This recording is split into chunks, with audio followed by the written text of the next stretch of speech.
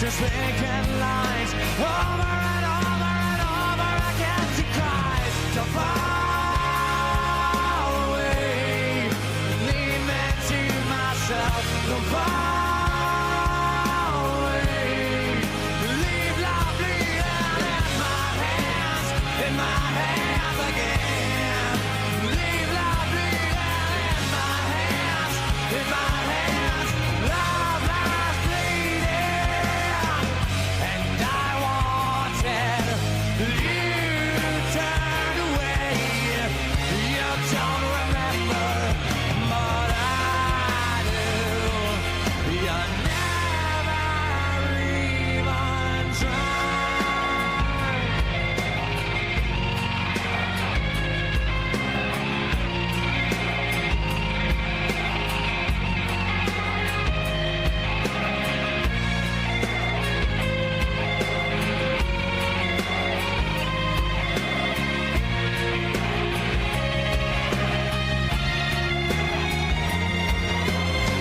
So far away, leave me to myself. So far away, leave the bleeding in my hands again. Leave the bleeding in my hands again. Leave the bleeding in my hands again.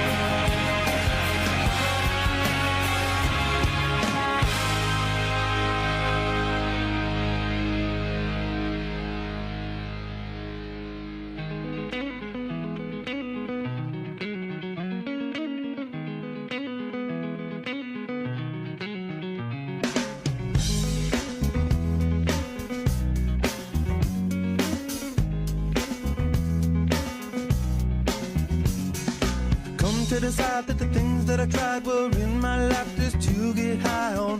When I sit alone, come get a little known, but I need more than myself this time. Step from the road to the sea to the sky, and I do believe that we rely on. When I lay it on, come get to play it on, all my life to sacrifice. Hey, oh, listen what I say, oh, I got your hey, oh, now listen what I say, oh, oh. When will I know that I really can go to the well once more? Time to decide on when it's killing me. When will I really see all that I need to look inside? Come to believe that I better not leave before I get my chance to ride. When it's killing me, what do I really need? All that I need to look inside. Hey, oh, listen what I say, oh, come back and hey, oh, look at what I say, oh. The more I see, the less I know, the more I like to let it go. Hey, oh, whoa, whoa. Deep beneath the cover of another perfect wonder, where it's so white as snow, privately divided by a world so undecided, and there's nowhere to go.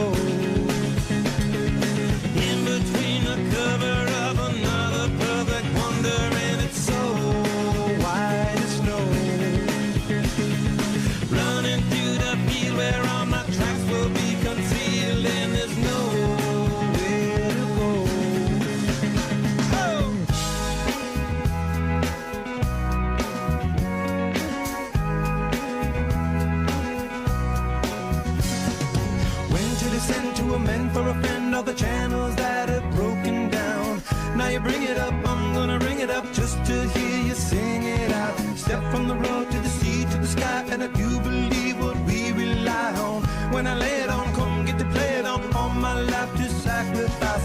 Hey, oh, listen what I say, oh. I got your hey, oh, listen what I say, oh. The more I see, the less I know, the more I like to let it go. Hey, oh, whoa, whoa. Deep beneath the cover of another perfect wonder, where it's so white as snow, privately divided by a will so undecided, and there's nowhere to go. In between the cover of another perfect wonder, where it's so white as snow, running through the field where all my tracks will be concealed, and there's nowhere to go. I said, hey, yeah, oh yeah, tell my Lord now, hey, yeah, oh yeah, tell my Lord now, deep beneath the cover of another perfect wonder, where it's so white as snow, privately divided by a world so undecided, and there's nowhere to go. Deep beneath the cover of another perfect wonder, where it's so white as snow, running through the field where all my tracks will be concealed, and there's nowhere to go. I said, hey, oh yeah, oh yeah, tell my Lord now, hey, yeah, oh yeah.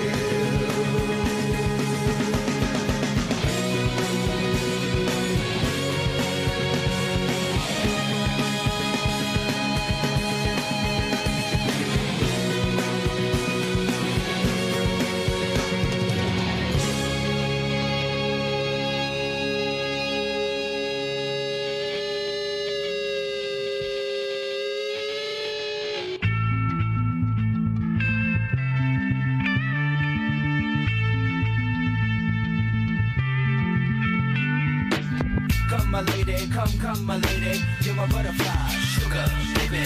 Come my lady, come my lady, you're my butterfly, sugar, baby. Such a sexy, pretty little thing. This April bitch, you got me sprung with your tongue ring. And I ain't gonna lie, cause your loving gets me high. So to keep you by my side, there's nothing that I won't try.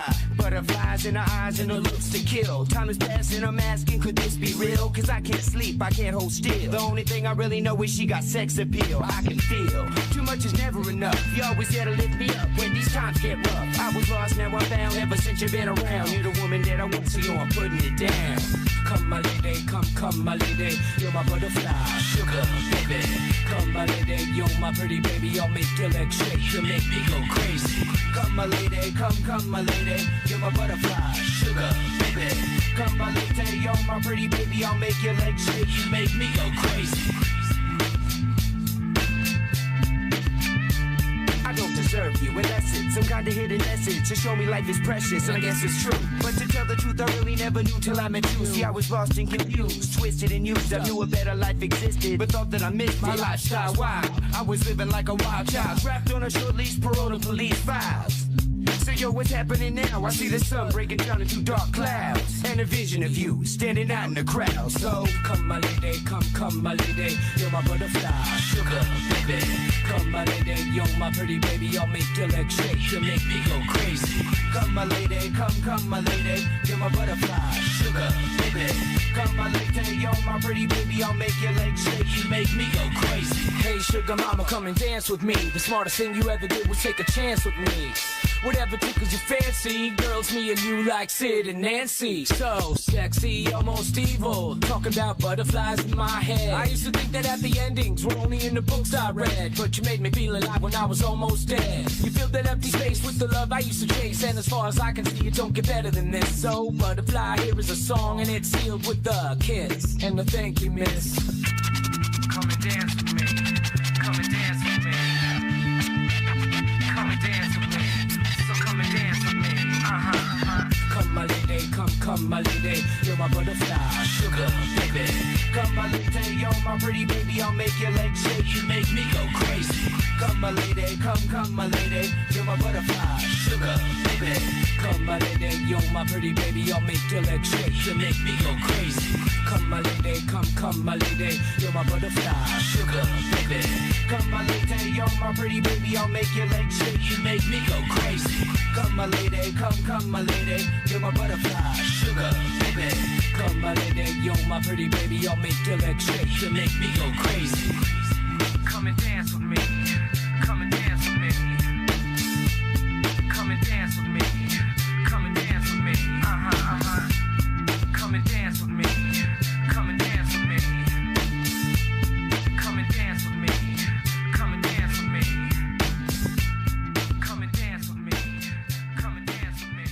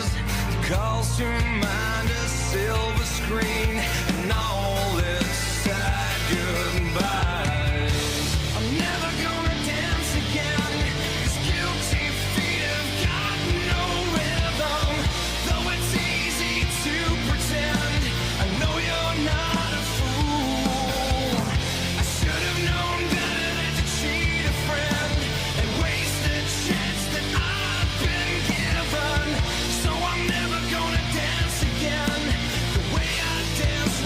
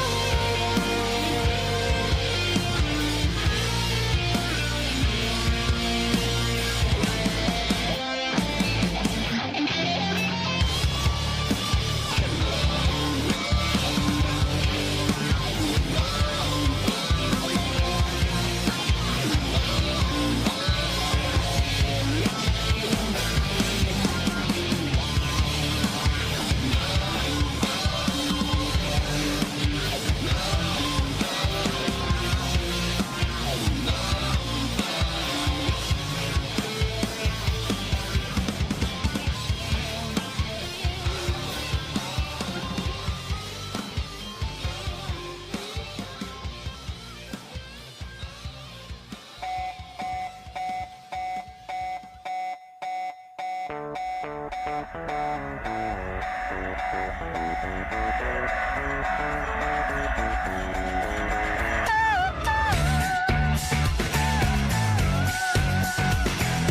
on, man!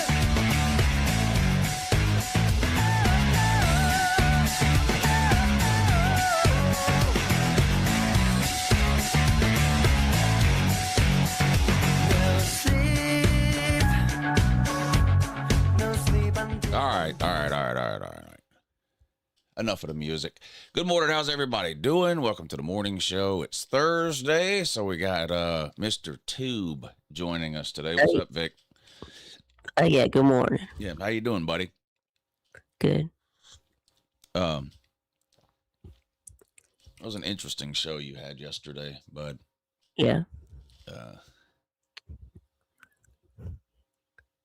I'm just gonna leave it at that. Yeah. Interesting show. Looks like Lou is late, says Tube. Well, there was someone was asking, is Vic late or Big said, is Vic late or is Lou late? Well, and I said, well, the show started 17 minutes ago, and it's 8:13. So no. First of all, I'm never late because the show starts when I come on here and start talking. Right. So that's. In fact, I'm tempted to put you in the back room and just turn the music back on now, because I don't really appreciate your insinuation, bud.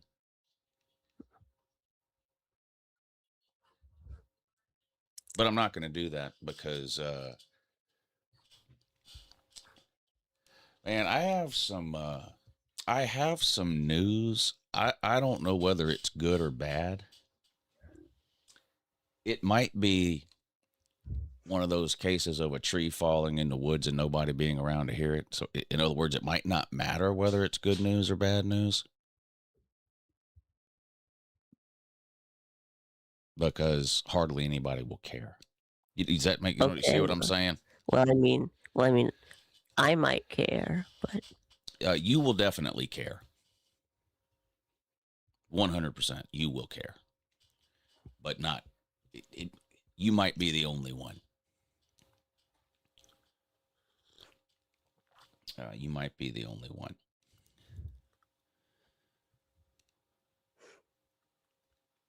I think I'm just going to leave it there for now. Before I'd hate to announce something in a rash way and regret it 5 minutes later. So let's just move on for now. Let's just move on. Speaking of trees falling in the woods and no one being around to hear it, spring practice and spring games. The schools, the universities, the athletic departments, and the head coaches have done an amazing job over the last 2 or 3 years of purposely sucking almost 100% of the life and energy out of the what used to be fan excitement around spring practice and spring games. Have you noticed that? No one gives a fuck anymore. Yeah, for sure. And what's going to happen is, I'm telling you, these schools, part of spring, all this spring shit is going away. And when it finally happens, part of the blame is going to be based on fans. I promise you. They're going to point to spring game attendance numbers versus what they were 10 years ago or something like that. But this is all part of a grand plan. These schools and universities have purposely let the air out of the balloon on everything spring practice and spring game related, in terms of how they talk about it, how they promote it or don't promote it to the fans. And so that is leaked down, and there is less interest. It's just a reality. I mean, I notice things because I do this year round for 12 years now. And there's been no bigger proponent of spring practice, spring games, the excitement around it, going to your teams. There's been no bigger proponent of all that stuff than me. And I'm teetering on the edge of not giving a shit now because they've just taken all the. And it's not by accident. They've done this by design. They don't want to do this anymore, and so they're tiptoeing around it until they eventually just pull the rug out. I mean, South Carolina's not having a spring game this year. There was a bunch of teams that didn't have their spring game last year, and you remember they blamed it on the spring portal.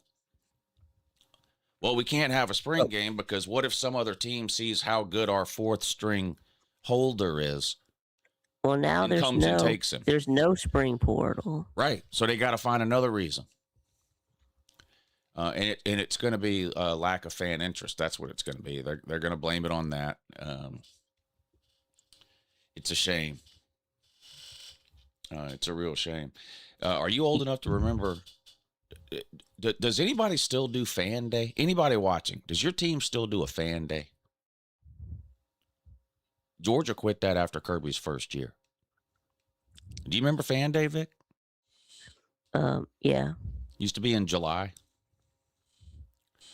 Now it was miserably hot. But you could go to Athens in July. It was fan day. They opened up Sanford Stadium. You'd go in. All the players would be in there sitting at tables. The coaches would be in there. If they won anything the year before, the trophy would be there, and you could get your picture taken with the trophy. You could bring pictures in. You could buy things there in the stadium to then get signed by your favorite player, your favorite coaches, take pictures with the coach and the players and all that. That shit went away a decade ago. So all you were left with, the average fan I'm talking about, if you're a high dollar booster, you're at practice today. You know what I'm saying? You're at a dinner with Kirby Smart and 12 of the players on a random Tuesday or something. But your average idiot like us, it was fan day and the spring game. So that's the only real access you had to anything. Georgia took fan day away a decade ago. Does anybody still do it? Anybody watching? Is there a day in the middle of the summer where you can go to your favorite school's stadium, walk in for free? The players will be sitting at big long tables. You wait in line. You walk up. You talk to them. You get to tell them how much your kid loves watching them play. Get a picture with them. Get them to sign a football or a T-shirt or a helmet. Anybody still do that? The most important thing in Kirby Smart's life, the first couple of months he took the Georgia job, was the spring game. You remember that? Oh yes, right. Yeah, he wanted 93,000 to show up at the spring game. Sanford We need Stadium. to see you there. It's blah, blah, blah, blah, blah. Now we need to pack. He couldn't care less. Couldn't care less.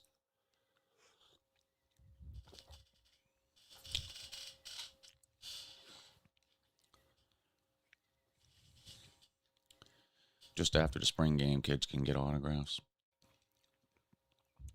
What is that? Oklahoma State. Yeah. Yeah. So the spring games are going away. That's disappointing. I have a feeling what's going to happen is they're going to move more towards an NFL practice model where basically right now they've got organized spring practice and then some kind of a BS spring game, and then that's it. They're not really allowed to do any other team activities involving any coaching until after July 4th.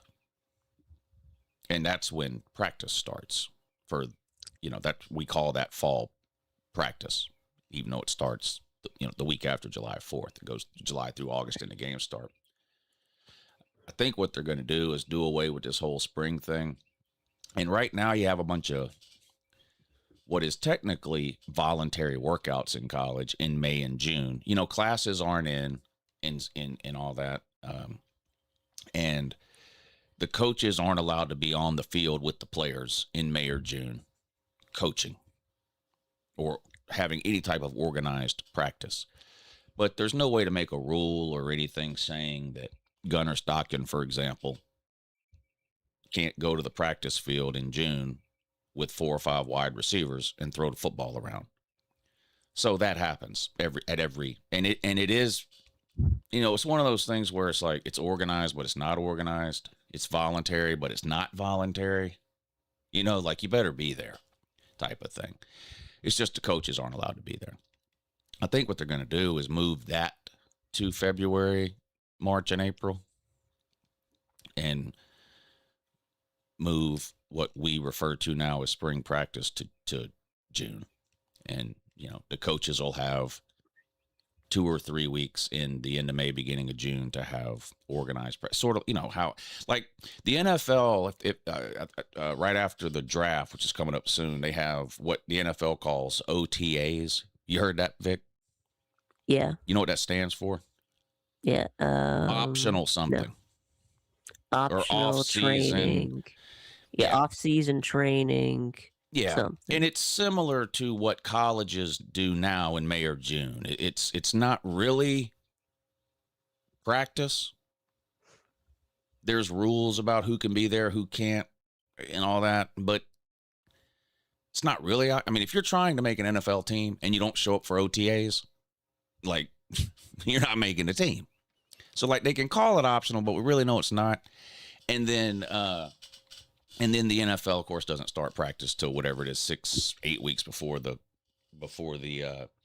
season, and they do intramural scrimmages, inter-squad scrimmages, teams against teams. I think that's where college football is headed, and we're not invited to that. We won't be invited to that. That's really where I think we're headed here. That's really where I think we're headed here. The whole spring thing is going the way of the dodo bird. Yeah, Jackpot says they can't have a spring game because the stadium is being renovated. Yeah, there's no other football field in the entire state of South Carolina except for Williams-Brice Stadium. So yeah, if you're unable to practice football at Williams-Brice Stadium, then there's nowhere else in the entire state of South Carolina where you can do that. Yeah, good point, Jackpot. Miami held their spring game at a high school for decades. In fact, I think they still do because they don't have a stadium. So that's just an excuse. Does anybody go? That's a convenient excuse. Spring game? Well, I'm telling you, South Carolina, like everybody else, doesn't have any interest. Let me ask you something. Actually, all right, I have a bad habit of assuming that everybody knows everything that I know. So maybe people don't notice. Spring practice at schools is between 4 and 5 weeks long, depending on how schools schedule it. There's no rule about spring practice that says it has to start on this date and end by this date. The rule is you get, I think it's 15 practices. That's the rule. You can practice 15 days in a row and be done. You can practice every other day over a 30-day period. You can spread it out however you want. For example, I think it was Nebraska. No, not Nebraska. Well, Nebraska's already done. So there was some school, I can't remember, I read it yesterday, held 1 week of spring practice. Then it was the school's spring break. So they took that week off. And they came back the week after, held their second week of spring practice. So in other words, you spread it out any way you want. But almost every school does it the same way. They hold a week's worth of practices, and then they have a scrimmage. Then they hold a second week's worth of practices. Then they have a second scrimmage. Then they hold a third week's worth of practice, and then they have a third scrimmage that we have called the spring game for 50 years. But that's actually the third time the teams have done that. To the coaches and shit, all it is a hassle. Like, nothing would change for the coaches or the team if the fans weren't there. Georgia has 3 scrimmages inside Sanford Stadium during spring. The third one, they unlock the gates and let fans in. That's the only difference between the third scrimmage and the first and the second one. That's it. And it's the same everywhere. Nobody in the SEC is allowing TV cameras into their spring game this year. A handful of Big Ten teams are, but it's because it's built into their TV contract. As soon as, I guarantee you, they're trying to get out of it now. If they can't figure out a way to get out of it, then whenever their current TV contract comes up, that won't be in the next one. Because as long as you are contractually obligated to produce a spring game for TV, then that means you have to hold a spring game. You can't put a spring game on TV if you don't have a spring game, right? The SEC is not contractually obligated to provide spring games as part of their TV contract.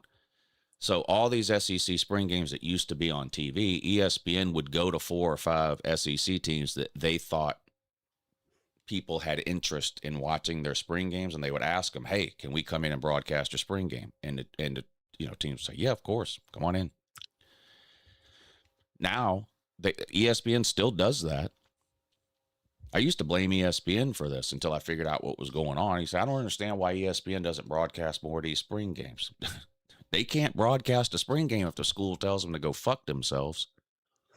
If the school tells them no, they can't do it. They're not contractually obligated. But Georgia's been asked each of the last 2 years and said no. Bama's been asked and said no. Everybody is asked. They just go down the list. Texas said no. Everybody Oklahoma can't said broadcast no. it. And what's funny LSU said no. Yeah, and last year they used the excuse of the spring portal window. We don't want to broadcast our backup talent to the rest of the world so that they can come poach our second string guard. Well, there is no second portal window now, but they still don't want it. So I told you last year that's not the reason. They just don't want to do it. They don't care about. They don't have any interest in. All they want from you is a check in the mail. Kirby told you straight up at the end of last season. What'd Kirby tell you as a fan, Tube? You don't fucking matter. Yeah, he told you that. If you donate more to the NIL fund, then maybe we'll do an alternate uniform. Well, that's what he told you last week. But what did he tell you at the end of last season? Yeah, you said reporters that. Asked him, fans this, fans that. What'd Kirby tell you? Couldn't care less about the fans. The fans don't really matter. Couldn't care less about the fans. Yeah, we get that, Kirby. Thank you.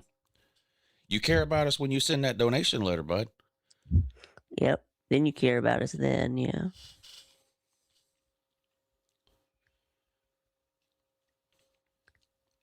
So it's disappointing to me. Now, my biggest the thing I loved most about the spring games was that it provided an opportunity for people to take their young kids up there. And look, I know this is the internet. We're all millionaires online. But the reality is you got a ton of college football fans who can't afford to take themselves to a game. Never mind a family of 4. Depending on what team you're a fan of and what area of the country your team is in, regular season games are prohibitively expensive to a majority of college football fans, especially if you want to go to any type of decent game. So the biggest draw of the spring game to me forever, and I fell into this category when my kids were little, you could load your car up in the morning, Saturday morning at 8 a.m., drive an hour and a half to Athens, pack a tailgate, park, get out, throw the football in the parking lot with your kids, eat your sub sandwiches or your bucket of chicken or whatever you did for your tailgate out there in the parking lot, head into the stadium for free, and give your kids an opportunity to fall in love with the same sport and same team that you've dedicated a majority of your life to without breaking the bank. And then when the game was over, you could walk down to the hedges at Georgia and you could see anywhere from a dozen to 30 ex-players roaming the sideline. If your kids were small enough, I picked my daughter up. I still have the picture somewhere. I picked my daughter up, handed her to the cheerleaders over the top of the bushes, and she went and stood with the cheerleaders, and I took pictures. You could do it with UGA. You could hoist your kid up over the bushes. Someone on the other side would grab your 3-year-old and set him down there next to UGA, and you could pick. You can't do that shit anymore. I mean, all that's gone now. So I got to do all that. My kids are old enough now. The last thing they want to do is go to the spring game with me or anywhere else for that matter. But, when they were 4, 5, 6, 7, 8, 9, 10 years old, I took them every year. Lou Jr. still has an old Georgia helmet, those old plastic ones that kids used to wear, almost the costume helmets. It's red with the black G on the side, slap full of autographs from ex-UGA players, every one of them from the spring game. I've got every one of the Bailey boys autographs. Champ Bailey, Sean Bailey, Boss Bailey, all of them on there. I got autographs on there. I don't know who they are. You're walking along down there and you see some guy on the other side of the hedges signing autographs, and it's obvious he's an ex-football player because he's 6'4", 240 or whatever. Maybe he was a lineman or something for Georgia, and I have no idea who it is. You just hand the helmet over and he signs it. I've half the autographs on that helmet. I couldn't tell you who they are. Yeah, no one remembers the lineman. Yeah. Very few, yeah, very few. Very few. Do you think Brock Bowers' jersey should be retired? I'm not that big on retiring jerseys. I mean, you get to a point where then you can't do it anymore because you run out of numbers. You already got players on the field wearing the same number. Now, if a player's number has already been retired, I'm for leaving that alone. But it wouldn't bother me if Georgia retired Brock Bowers' number. Wouldn't bother me at all. I think he's one of the best players Georgia's ever had. Just pure football player. I think he's one of the best players, just pure football players Georgia's ever had. Wouldn't bother me at all if they retired his number. But I'm not going to be in the front of the line leading some kind of charge to get Brock Bowers or anybody else's number retired. I don't really care about that either. Yeah. So I mean, is a 34 the only retired number at Georgia, or is there another one? Is I think 34 is retired? Is the only one as far as I know. Let me see if I can find it on Google. Sinkwich number might be retired. Let's see, UGA football numbers retired Georgia jerseys. Yes, Sinkwich, Frank Sinkwich, Herschel Walker, Theron Sapp, Charlie Trippi. So it's been 46 years since anybody's number Herschel's number was retired in 1985, so it's been 41 years. I know he played 80, 81, and 82, but they retired his number in 85. Prior to that, no one had their number retired since 1959. That was Theron Sapp. And 2 players who played in the 40s, Frank Sinkwich and Charlie Trippi, had their number retired. So, right. Okay, so which numbers are those? 21, 34, 40, and 62. Charlie Trippi was number 62. Wow. Running back. Wow. Yeah. Running backs don't normally wear numbers that high. Yeah, it's usually like offensive lineman numbers. Theron Sapp's number was 40, but now he was a fullback. So fullbacks did tend to have higher numbers, in like the 20s to 40 range, from what I can remember. Theron Sapp. I had never even heard of him before. I never would have guessed that one either. Now the other two are Charlie Trippi and Frank Sinkwich. Those are 2 of the most famous Georgia players of all time, but it's just obviously from 80 years ago now. Yeah. But most Georgia fans know those names, at least Charlie Trippi and Frank Sinkwich. I don't know. I don't know that I would have ever, if you'd have told me there was 4 players with their numbers retired, I know I would have got Herschel Walker and Frank Sinkwich. I probably would have got Charlie Trippi. I could have sat here for a week and not come up with Theron Sapp, though. Yeah, Shador Sanders' number was retired before he ever even officially left. I mean, before the draft. Yeah, that was ridiculous. And was he a good quarterback? Yeah, he was a good college quarterback. If you say he wasn't, then you really are what the Deion fans say you are. You're just a hater. Will he make it in the NFL? I've got no idea and don't care. That won't change what he did in college. He was a great college quarterback. I thought he was a great college quarterback. Should he have had his number retired at Colorado? No. And look, it's because his dad is the coach. It's the same reason Drew Bobo shouldn't be Georgia's center. He just shouldn't, because his dad's a coach. He should be playing somewhere else. Because anything you do above and beyond for a player who has a father on the coaching staff is gonna come across as wrong to some people. Now, right. I think Drew Bobo is a good center. I'm not saying he's like some kind of liability or the worst center in the SEC. Blah blah blah blah blah. I'm not saying that. But he shouldn't be on Georgia's roster. Not because he's not good enough, because his dad is a coach. He shouldn't be there. Yeah. It's just like how when Brent Venables had like all of his kids on Clemson's defense. Lou, why can't we buy tickets from the schools like we used to? Yeah. It depends on the school, Austin. If you're a fan of Boston College, I guarantee you can go to the ticket office the Friday before the game and buy a ticket directly from the ticket office. The problem with the bigger, more popular schools is they sell out most of their games. So what happens is it goes to a point that's, well, I can't speak to every school. I only know how it works at Georgia. But to your other point about the resale market, yes, the resale market is insane.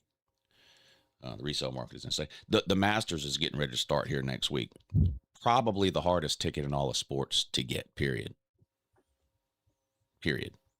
There's waiting lists.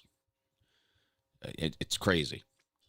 It's waiting lists from here to the moon. Yeah, it's absolutely insane. And the resale market is out of control. So for those of you that follow golf, you'll know how the weekly schedule works. But you have practice. So you have a tournament basically every week in golf. The tournament is Thursday, Friday, Saturday, Sunday.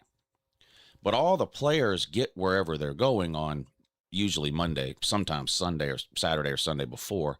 But anyway, so you have practice rounds on Monday, Tuesday, and Wednesday, which is the players basically just out there hitting the ball around. They're not even playing an actual round where you keep scoring shit. They might drive the ball off the tee 3 times.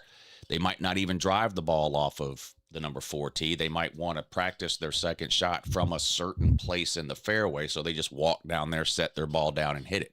When they get to the greens, they're not even aiming for the hole a lot of times, because the hole moves around every day at a golf tournament. So they know where the hole is likely to be on certain days. So they're just putting towards spots on the green. It's nothing like real golf, but they do that on Monday, Tuesday, and Wednesday. And they do it here for the Masters too. A ticket to the practice round on Monday, where only about half the players will even be there because it's the first day of the week. A ticket to the practice round is over $2,000. Wow. $2,000. Over $2,000 on the resale market. So the resale market is a big problem, yeah. But back to your thing about the tickets at schools. So I'll just talk about Georgia because that's the one I know exactly how it works. A lot of the schools work in a similar way, though. So the demand for Georgia tickets, it exceeds the supply. In other words, there's more than 93,000 people a week during the season that want to go to a Georgia game. Okay, Georgia knows that. So how do you manage that demand relative to the supply? Well, Georgia operates on a point system. In order to have the privilege of being able to purchase a ticket to a Georgia game, you have to accumulate points. How do you accumulate points? Well, for every year that you attended UGA, you're given a certain number of points. If you graduated from UGA, you're given a certain number of points. Beyond that, and how it mostly works, $1 equals 1 point. $1 equals 1 point. You donate $2,500 to the university, you get 2,500 points. Now, here's the bad part. As you're donating money to the university over the course of a year, you have no idea how many points you're going to need for the privilege of purchasing tickets the following year, because they don't tell you until the donation period ends. So there are people every year that donate $1,000, $1,500, $2,000 a year. And then the points structure comes out, and the minimum number of points to purchase a ticket might be 5,500. Because it's based on demand. They have X number of tickets for sale, and they have X number of people that want to buy those tickets. So they start with the highest point total. Your millionaires, your big boosters, right? They've got unlimited points basically because they donate tens of thousands of dollars a year. So they get first dibs on tickets. Whatever point total that is, 1 million points some people have. So they get first dibs. Then you got somebody donated $750,000. He then gets to buy his tickets. And it goes down, down, down, down, down till it gets to the average sort of season ticket holder, which is donating between $5,000 and $10,000 a year, which equates to 5,000 to 10,000 points. Now they're buying those tickets at face value directly from the university, which I believe is about $65 a ticket now at Georgia. It's in that neighborhood. They're buying those tickets for $65 a piece, about. You do have some people who are grandfathered in from a previous era. So anyway, so tickets you see on the resale market are generally season ticket holders who are either only buying the tickets to resell them, because you got people that do that. You got people that do the math. They go, okay, if I donate $5,000 to Georgia this year, they're going to let me buy 4 tickets to every home game. They look at the schedule. They go, okay, Oklahoma's coming to town. I can probably sell each one of those tickets for $500. That would be $2,000 of my money back. Then they go to the next so in other words, they figure the math out. And they make, so they're doing it as a way to make, some people buy season tickets just to sell them as a way to make money. Other people are season ticket holders and have been forever, but somebody's getting married in week 4. They can't go to the game, so they put their tickets up on StubHub. And I don't know if anybody's ever sold anything on StubHub or not, but it's easy to do. And when you get ready to do it, StubHub will tell you, oh, you're selling tickets to the Georgia-Oklahoma game. Okay, here's what everybody else is selling their tickets for. 400, 500, 600, whatever it is, depending on the section that you're sitting in. Yeah, I gotta go pee. I'll be right. I'll most likely be right here. So that's as far as back to the original question, why can't you just buy tickets from the school anymore? You can. You can. But like when we watch these games on TV and we make fun of the crowd, like UCLA, right? We make fun of it all the time. They had to put a tarp over their upper deck. Nobody goes to the games, blah, blah, blah, blah, blah. You can go to the UCLA ticket office on a Friday and buy as many tickets as you want. You go to the ticket office in Athens the Friday before the Georgia-Oklahoma game, it's closed because they don't have anything to sell. Yeah, the scalping tickets thing, that, as far as buying tickets off the street, when I first started going to Georgia games, that's what I would do. I'd drive to Athens. I wouldn't even plan it. We were in high school or college or whatever, and the weekend would come up and we'd be like, hey, should we go to the Georgia game? And say, yeah, we'll go. We'd get in the car and drive to Athens Saturday morning. None of us had a ticket. you just walk up and down the sidewalk, and the scalpers would be selling tickets on the side of the street. And the closer it got to kickoff, the better a deal you could get on the ticket. And if you waited till right after kickoff, you could get a really good deal on a ticket. But digital tickets killed that. There are no physical, very few, whether you're talking sporting events, concerts, whatever, very few have physical, if any, have physical tickets anymore. It's all digital.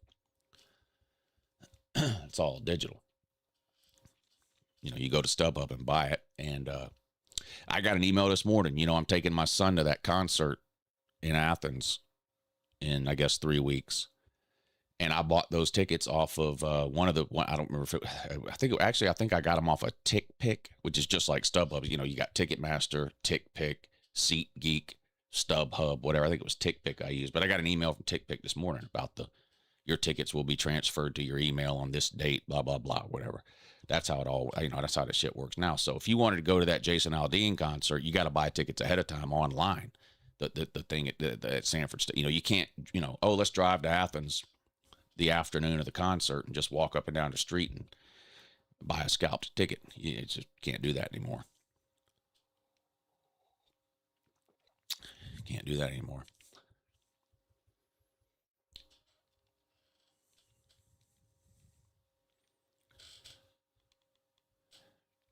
Yeah, Austin, I hear you, bud. I've done it. I mean, I was about to say I've done it 100 times. That would be an exaggeration, but yeah, we would make a decision. Do you want to get into the stadium early and watch the warm ups and watch the teams come in and all that kind of stuff? Okay, well, you're going to pay more for the ticket then, or if you're willing to wait till right at kickoff, because what happens is the scalpers don't want to get stuck with the tickets. So if you waited till 5 minutes before kickoff or even 5 minutes after kickoff, they'd be almost giving the tickets away because they just didn't want to get stuck with them.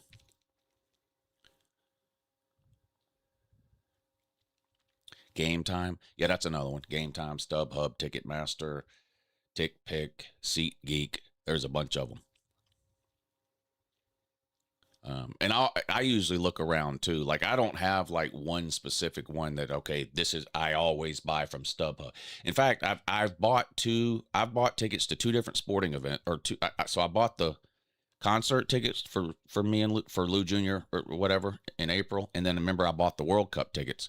I used two different ticket sites because I do the same thing. Like I'll check StubHub, I'll check SeatGeek, I'll check 4 or 5 of them.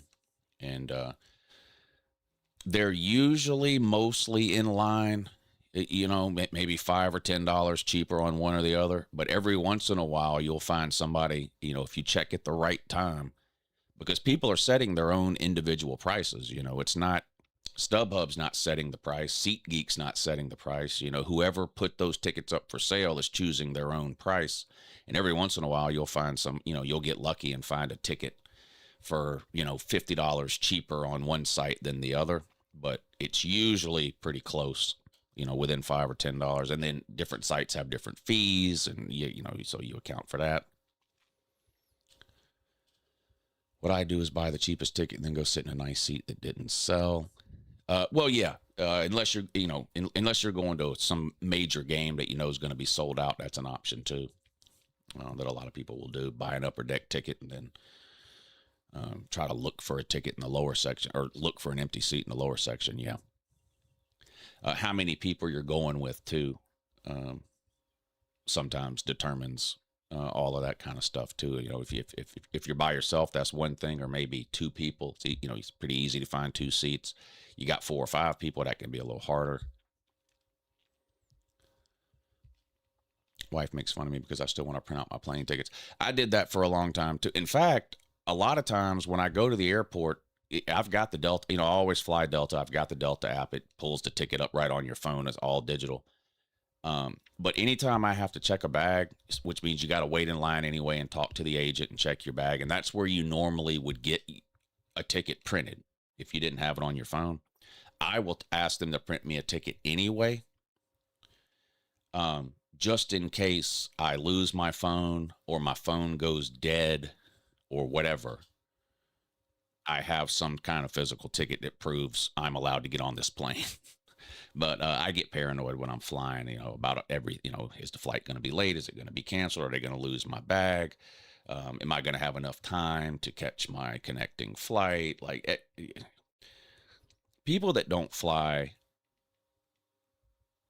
the only thing that's convenient about flying is the time that it saves you. Everything else is a massive headache. A massive headache. Every single person that works in an airport acts like it's a problem that you're there. No one that I've never seen a happy person at an airport that works there.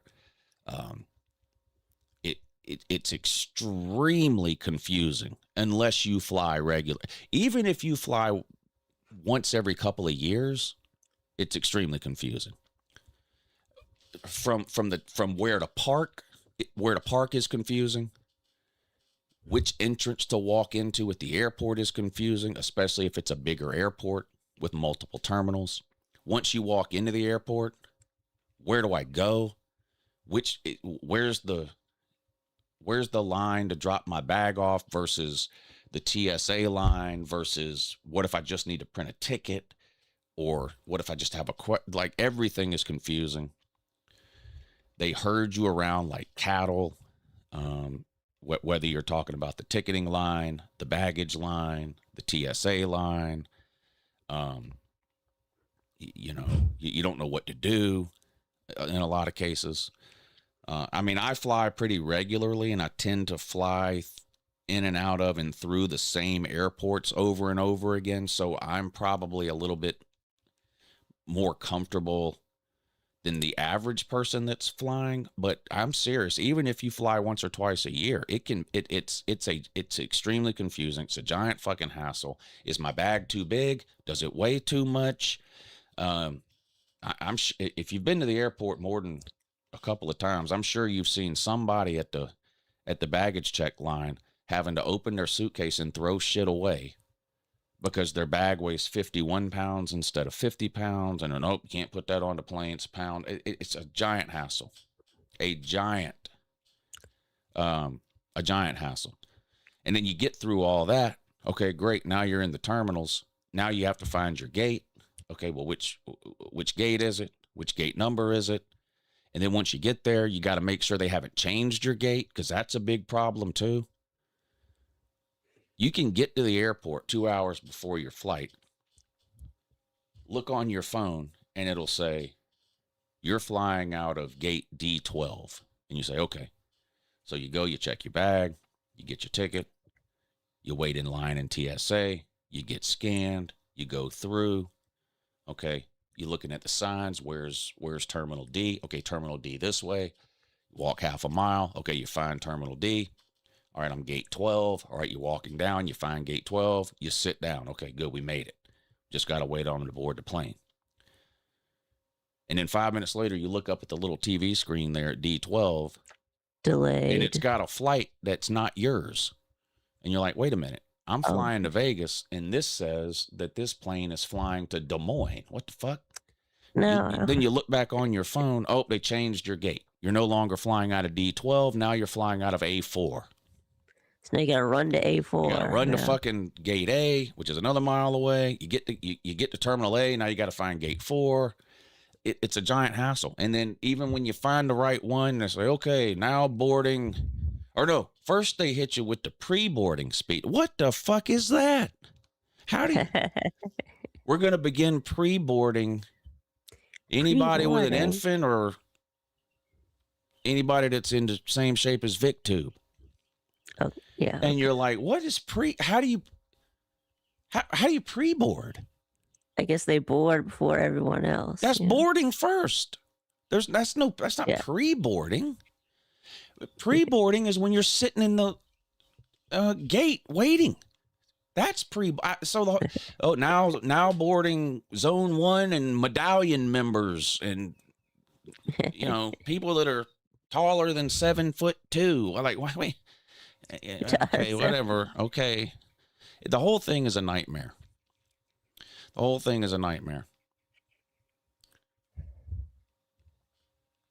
the whole experience of flying is a disaster. The only thing that makes it worth it is the fact that it's quicker, but everything else, and depending on where you're flying, I guess it's not even necessarily like I always fly out of Augusta, and it always connects in Atlanta. So if you fly from Augusta to Atlanta, and then from Atlanta to wherever it is you're going, I could get in my car at my house, drive to the Atlanta airport, and be at my gate in less time than it takes me to drive from my house to the Augusta airport, get on a plane, fly to Atlanta, get off the plane, and get to my gate. The Atlanta airport's an hour and a half away from here. I have to be at the Augusta airport an hour and a half before my flight even leaves. So that part of the trip is not even shorter. Now, flying from Atlanta to Vegas or driving from Atlanta, yes. So that's what I mean when I say it's quicker to fly. If I was going to stay a weekend in Atlanta, I would not fly there. I would drive there. I only fly there when it's connecting to somewhere else. But other than it being a quicker way to get somewhere far away, there is nothing else convenient, fun, or comfortable about flying at all. At all. So that's my rant on that. You back? Yeah, if you're flying out of Atlanta, you better be there 3 hours before your flight. Yeah, I've flown out of Atlanta, I think, twice in my lifetime. I'll never do it again. Ever. It is a huge disaster in every way imaginable, from the parking to the TSA to the layout of the airport to having to get on subways and go from baggage claim to Terminal E. It's a disaster in every way. Facts. Now, flying through Atlanta, I don't mind so much, as long as you have at least a 45-minute layover. Trying to fly into Atlanta with a layover less than 45 minutes is playing Russian roulette. You're more, if your layover is less than 45 minutes, you're more likely to miss your connecting flight than not.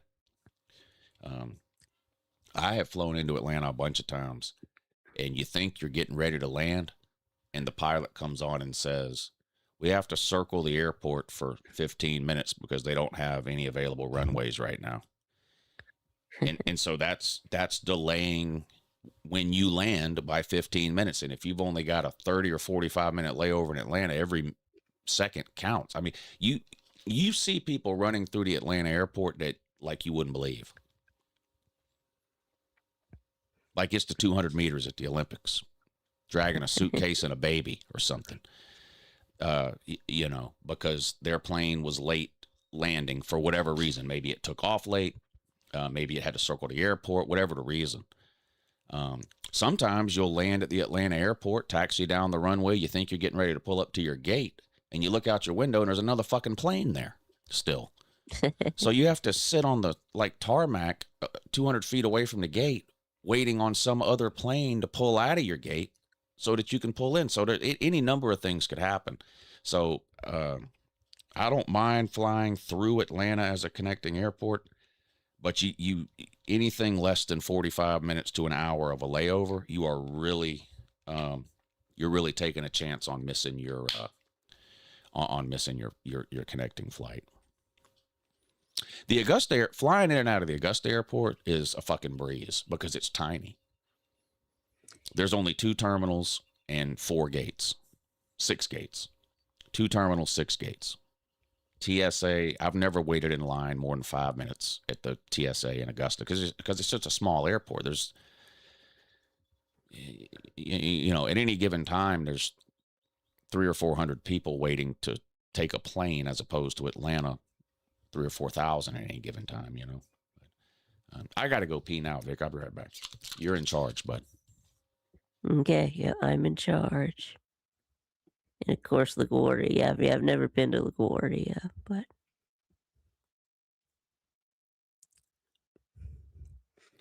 I have heard that it's tough in Chicago. O'Hare, I've never been there either, but I have heard that it's bad. But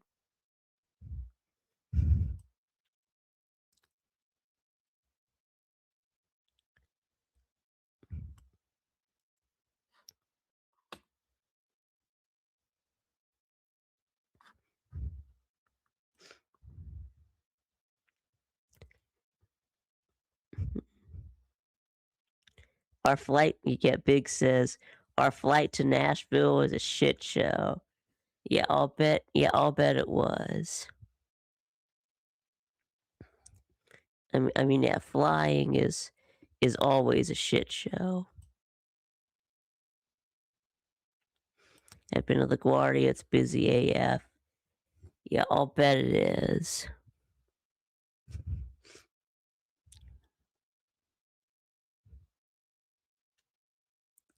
Gotta lug your shit around with short layovers. Yeah.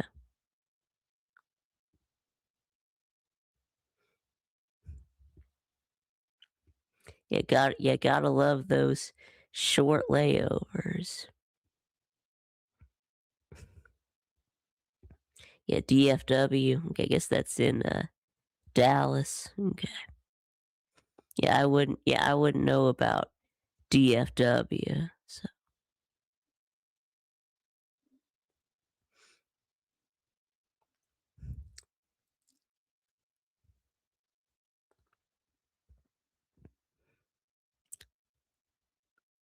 oh yeah, you're right. Yeah, I guess so. Yeah, flying before 9/11 was actually pretty good in America. It has sucked big time since then. Yeah, because all the security has been increased to try and make sure that that something like that never happens again. So I mean, if all the security prevents another 9/11, then I'd say it's worth it. But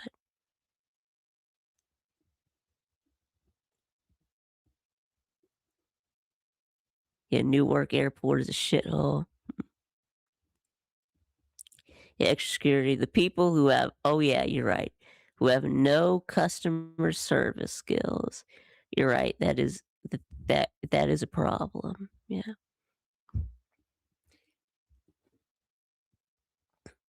Put me aside and do a search and bomb test on your hands. I just look suspicious, huh? All right. How'd you do, Tube? Did you do good? Yeah, they do that. Yeah, they do that to me too. Yeah. They bomb test you? Yeah. Yep.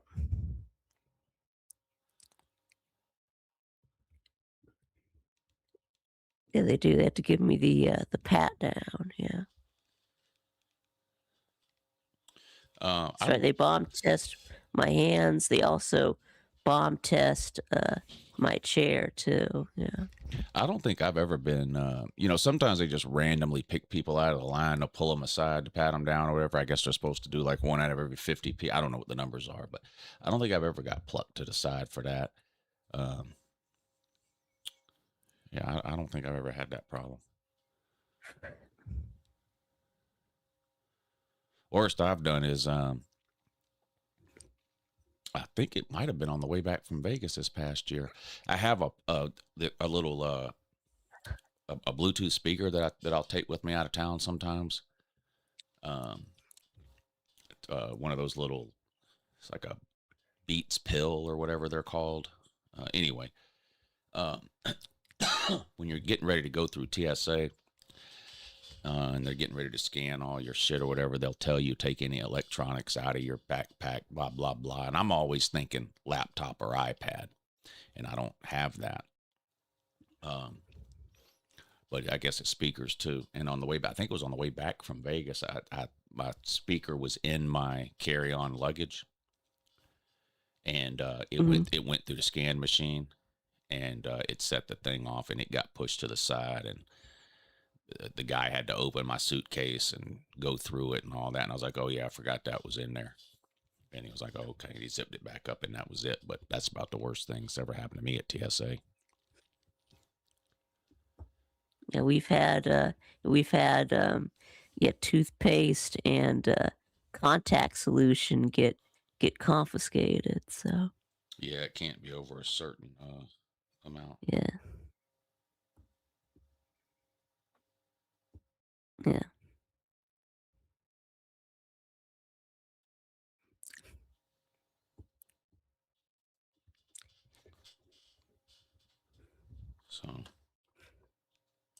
Mm, Okay, so are you ready for the this big announcement yet, or No, I'm not doing that today because not today? no, because I'm afraid maybe I'll change my mind, so I'm not going to do it. But uh, I shouldn't have said anything.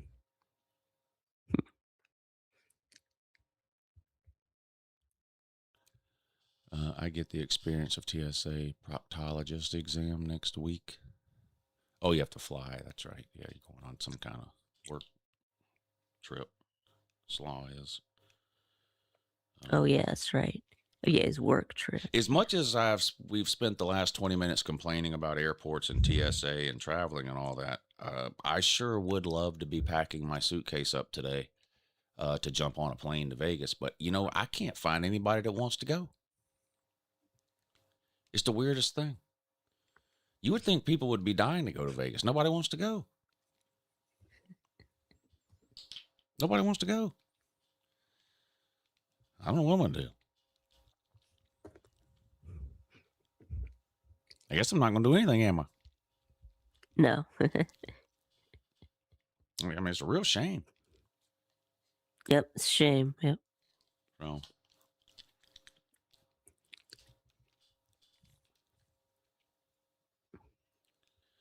yeah, Slaw, you fly, and Slaw flies out of it, like directly out of Atlanta. But Slaw, don't you normally use a car service? One of the biggest problems with Atlanta is the parking.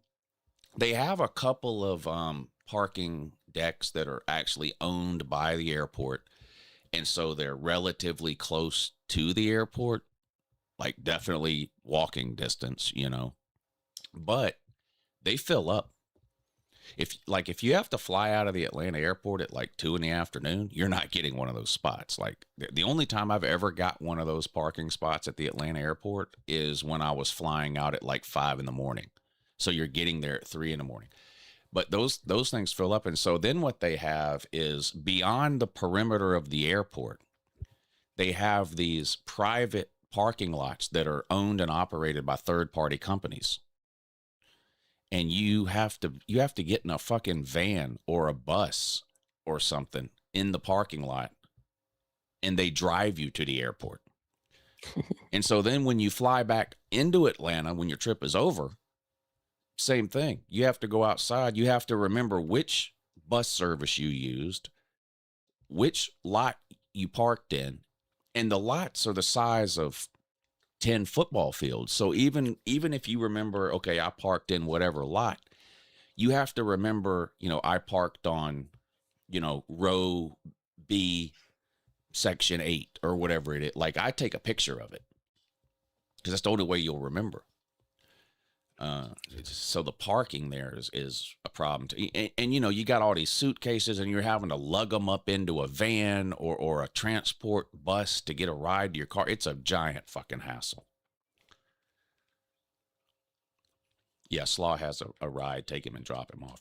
Yeah, if you live anywhere within an hour of the Atlanta airport and you're flying out of there, that's the thing to do. Whether it's Uber or something, or whether you use a private car service, it's worth it. First of all, then you don't have to pay for parking. I mean, if you're going out of town for a week, it can cost you $200 or $300 to get your car out of the parking lot when you come back. There's some places charge $40 a day for parking, it just depending. So yeah, cars, even if it costs you $100, hell, even if it costs you $150 for like a car service to pick you up at your house and take you to the Atlanta airport, that's $150 well spent because you're getting dropped off right at the fucking entrance. So you don't have to go through the whole parking hassle, and you don't have to pay what could be a $200 or $300 bill just to get your car out of the parking lot when you get back.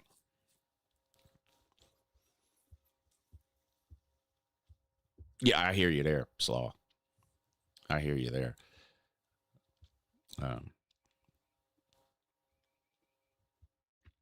Yeah, when I worked for, I worked for two different companies that I traveled for. One of them, we paid for everything. Everything. Plane ticket, hotel, food, all that. You had to pay all that, but you then got reimbursed The second company that I did it for, I had a credit card. I had a company credit card. And so I could book my own flight. I could book my own hotel. I could book a rental car if it was required.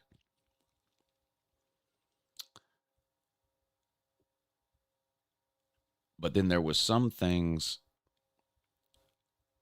I can't remember if we were allowed to use that credit card when we went out to eat. Anyway, so most of it I had a company credit card and you just use that. But there was some things. I remember coming back from the trips and having to fill out an expense report for reimbursement. So there were some things that we would have to pay for when we were out of town, out of pocket, and then get reimbursed for. But most of it was paid for by the company credit card. But the first one we would have to pay everything up front and then get reimbursed.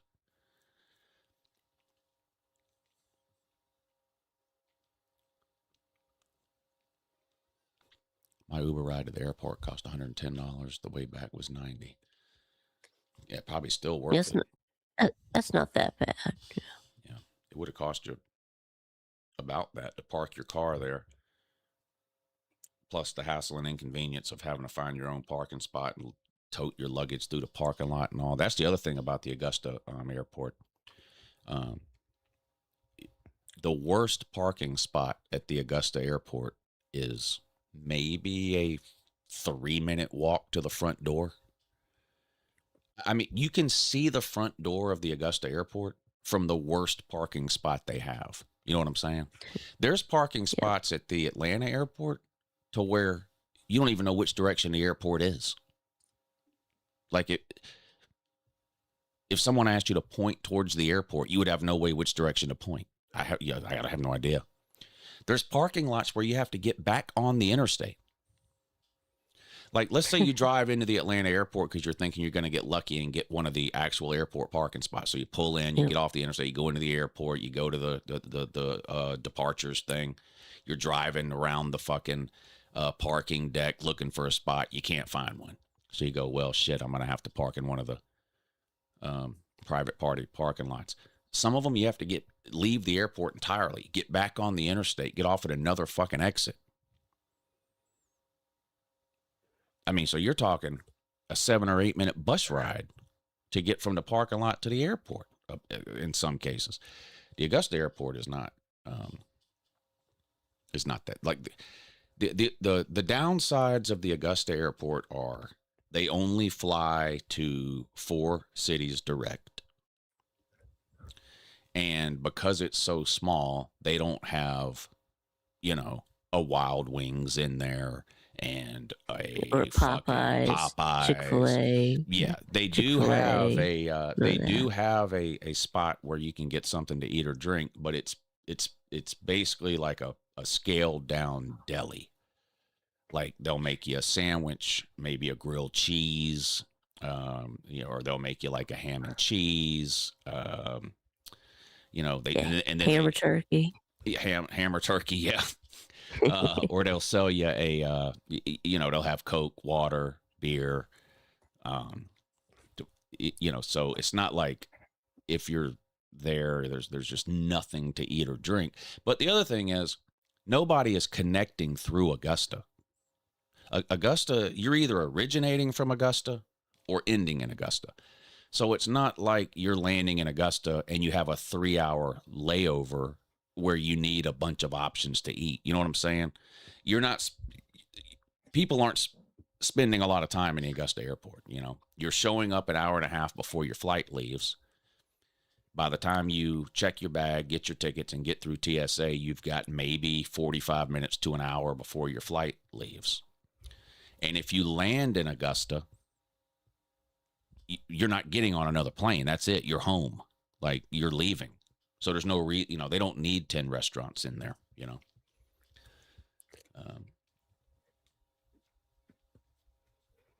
So really the only downside is that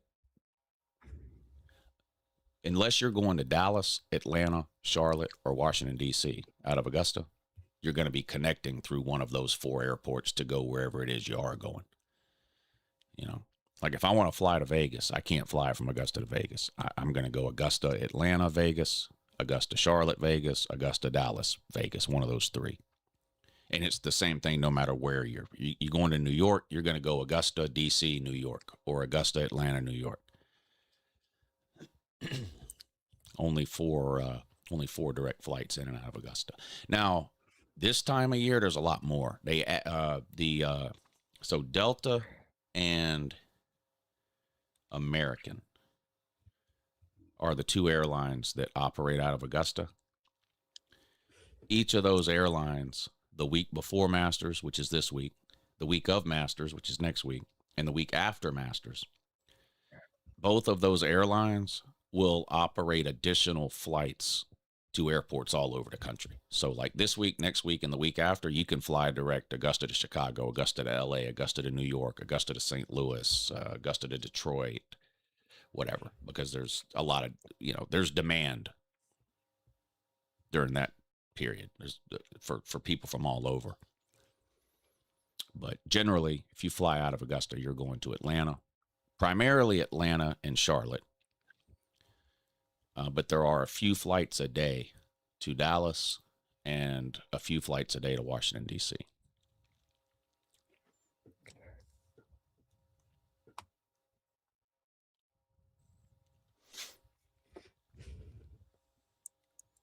But yeah, I love flying out of the Augusta airport. It's super easy.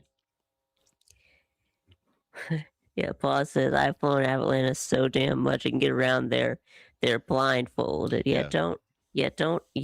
That's probably not a good idea, but yeah. That's impressive there because the Atlanta airport is a maze for sure.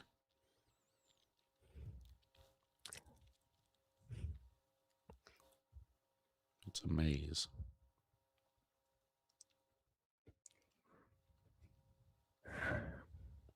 The plane tickets are sky high here this time of year too. That's the other thing. You want to go somewhere for a lot of people around here want to get out of town during Masters Week. You want to travel somewhere. The cost of flights in and out of Augusta for like the 14 days surrounding Masters Week whereas a ticket might normally cost you $300 or $400, because I've been, I look at the cost of tickets to Vegas almost every day of the year. Just I like to have an idea of what tickets are going for and what's a good price and what's not a good price. So I look at tickets 3 or 4 times a week. Yeah, a ticket. The prices are sky high. I see what you did there. Yeah. A ticket that might normally cost you $300 or $400, in some cases cost you $1,100 or $1,200.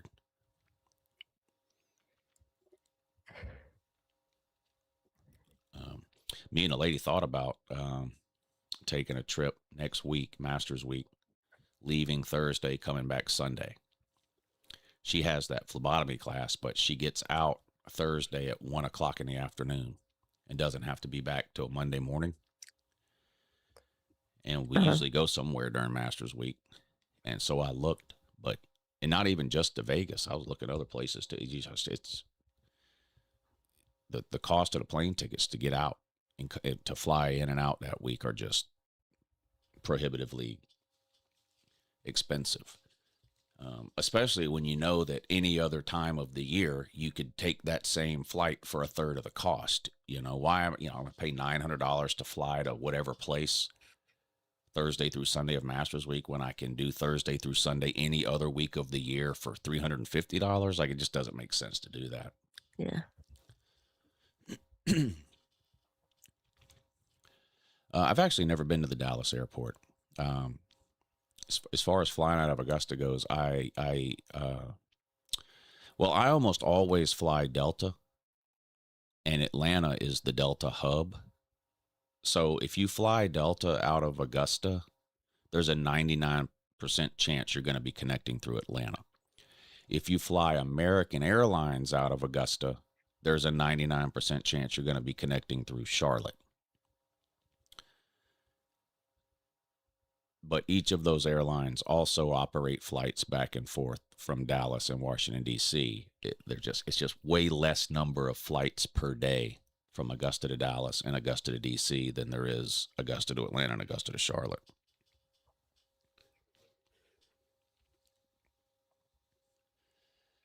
Yeah, I hear good things about Southwest, but they don't operate. They don't operate in in or Augusta. out of Augusta. Yeah. The only thing I've heard about Southwest that I don't think I would like, and I might have even heard that they changed this or are gonna change it, but isn't it Southwest where you don't get a seat assigned? Yeah, It's just like that first used to be come, that first way. serve or I think that something. they changed it. I think Okay. they're doing assigned seats now. But yeah. Okay. Yeah. Okay. I wouldn't have liked that. I, Yeah, I want to know where I'm and they sitting. also took away the the free bag. Yeah. Oh, okay. Yeah, so they're taking away everything about Southwest that made it Southwest. They took away the no assigned seats and they took away the one free bag. Yeah.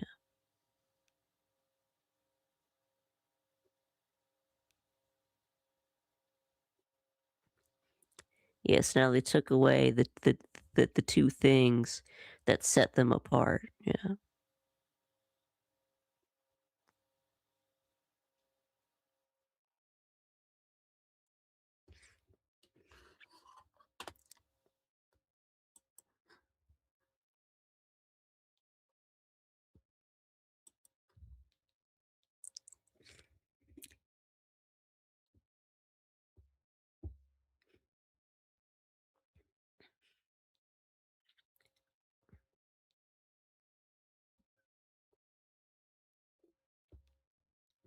I only had a few people get tricked by my April Fool's Day tweet yesterday. Most people, well, it's pretty obvious, but so it's actually surprising to me that anybody got tricked by it. But I guess I shouldn't be surprised given the number of people that are tricked by the internet every single day. But um, where are we at here?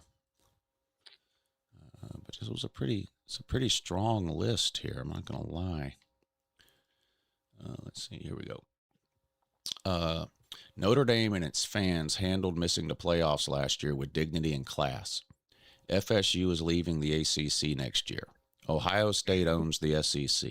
Tennessee is winning it all next year. Deion is a great head coach. Georgia Tech matters. Lots of people care about college baseball. Texas A&M is a service academy.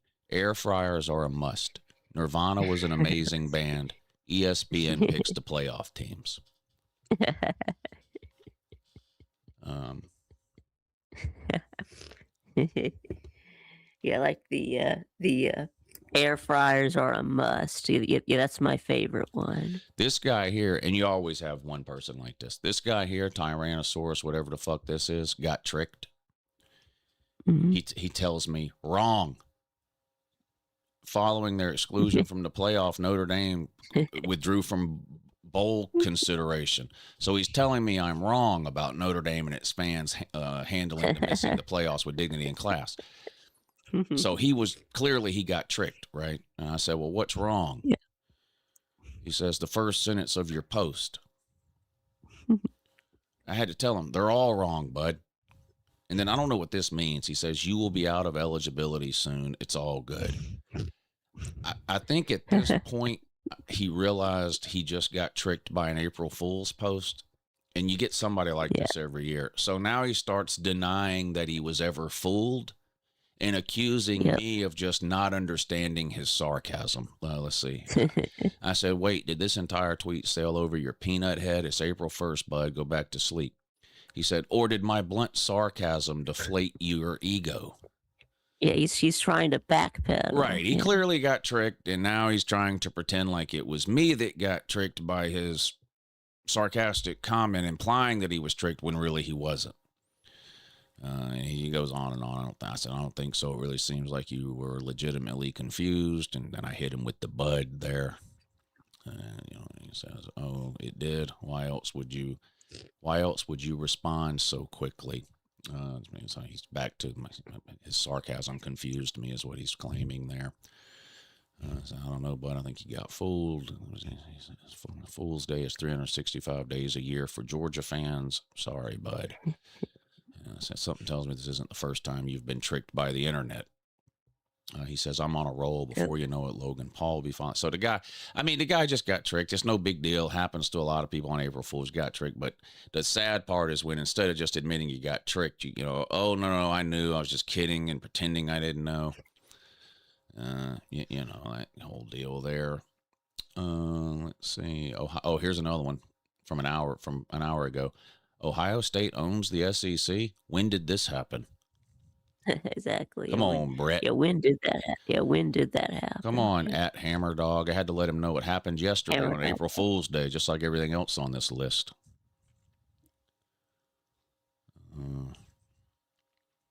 Anybody else? Oh, here's one. Ohio State doesn't own the SEC. Yep. Come on, man.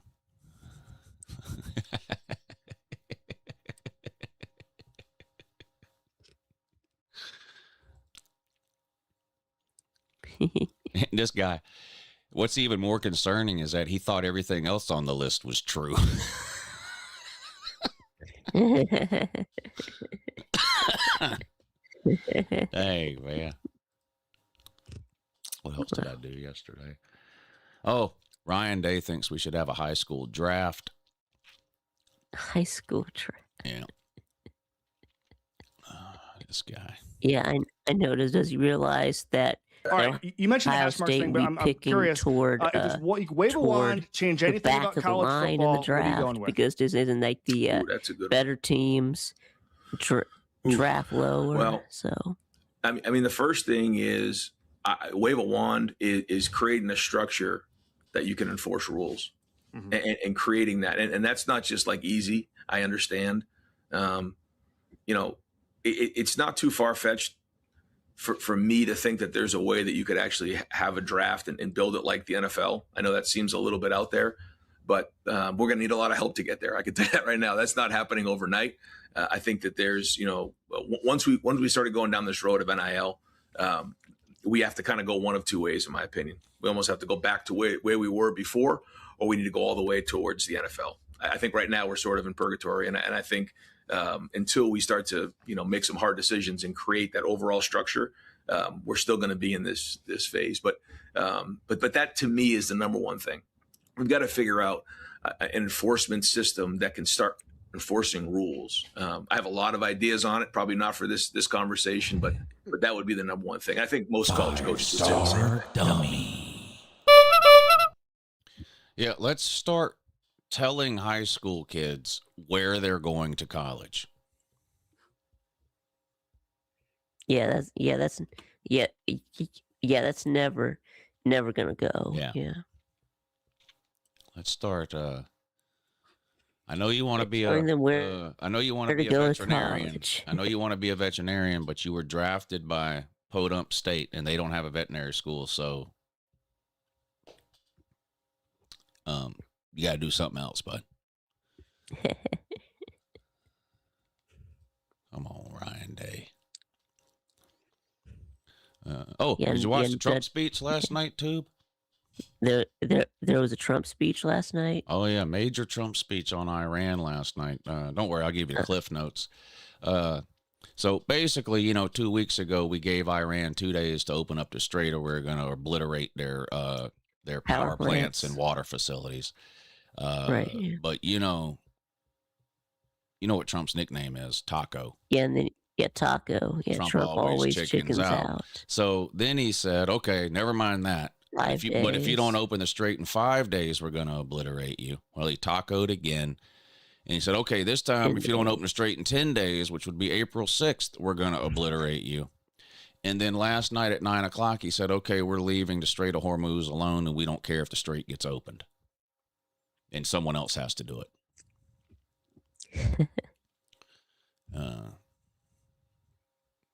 So that's that. What else did I entertain to people? Oh, is there any chance that Kristi Noem's husband was talking to Lindsey Graham in those chat rooms? Yes. A very good chance. Now, a few people got mad at me on this one. Who has the most talented roster in college football? I said Texas, Ohio State, Notre Dame. That irritated a few people. Some Oregon guy lost his mind.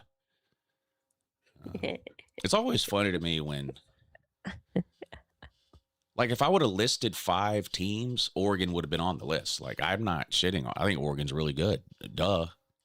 They're definitely one of the most talented teams in the country, but this is asking for the most talented. And I think, so I just, whatever, Texas, Ohio State, Notre Dame, they're 3 of the most talented teams. Guy just going nuts. Well, Oregon has a better interior offensive line than Texas does. Okay, man. Okay. Oregon's really talented, dude. It's not that big of a deal.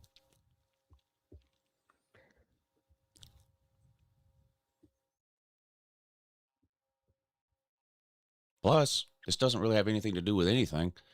Where do you think Indiana ranked at this time last year in terms of most talented rosters? In the 30s? Come on, man. What does it matter? Getting all bent out of shape for nothing. Come on, man. Yeah. All bent out of shape, dude. Oh, this one. The Big Ten has a lifetime losing record to the SEC because of ESPN bias. Now, people lost their ever-loving mind on this one here. People went completely off the deep end here on that one. I'm not even going to go through the replies there. Same with this one. Just a reminder that the SEC has won 4 of the last 7 national titles. Enjoy your Monday, dummies. People just, they just talked themselves in circles on that one. Now we're back to the weekend here. This is a Tennessee fan blaming the referees for Tennessee being down 22 at halftime. Because of the refs. Because of the refs, yeah.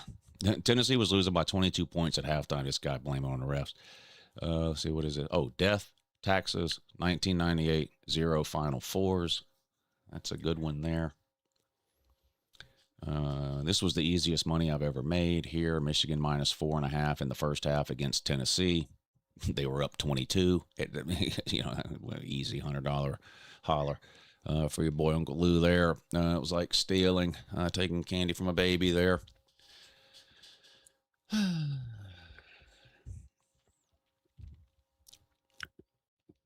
Yeah, you got to be careful. We can't talk. I didn't know Jackpot was in here. We got to stop talking about Trump. Jackpot has TDS. the other version. There's 2 versions. Yeah, there's 2 versions of TDS. Jackpot has the less talked about version. Yeah, I know. Yeah.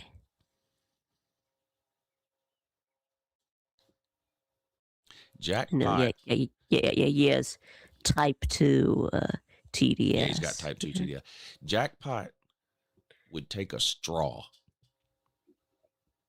and suck the polyps out of Trump's colon.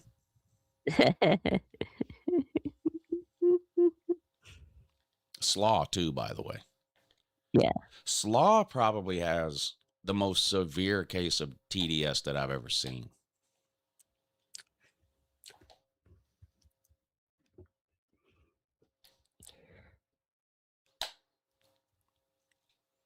Are you taking Michigan or Arizona? Well, I'm taking Michigan. I mean, they were my pick to win it all. So I'm going to ride that horse until the wheels fall off.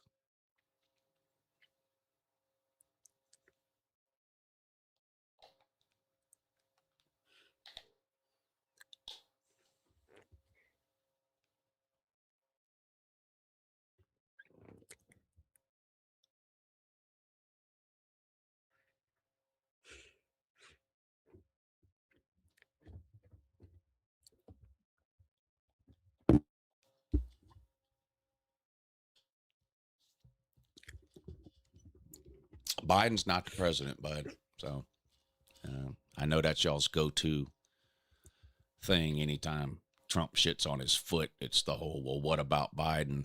I had a guy yesterday. Yeah. I had a guy yesterday in the comments on that Strait of Hormuz tweet that I put out, going on and on about Kamala Harris. Well, what if Kamala didn't win? He said, well, what do you think would be happening if Kamala Harris was president? I said, well, according to Trump, if Kamala Harris was president, we'd be at war with Iran. So I don't know that anything would be different, bud. Biden's not the president, man. Oh, Biden is, Biden that, Kamala Harris, blah, blah, blah.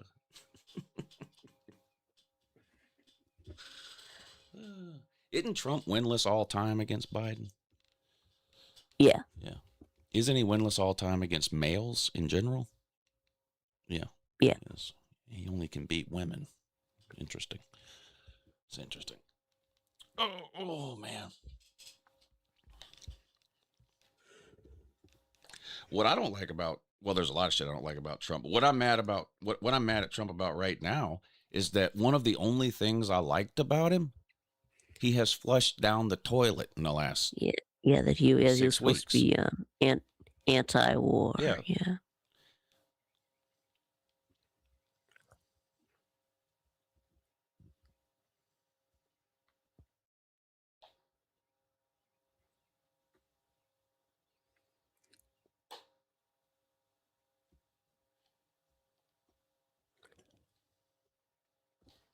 Yeah, Slaw still doesn't think we're at war with Iran.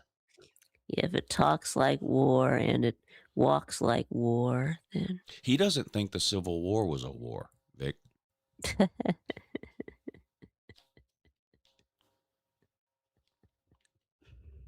Slaw is every boomer meme that you've ever seen on the internet.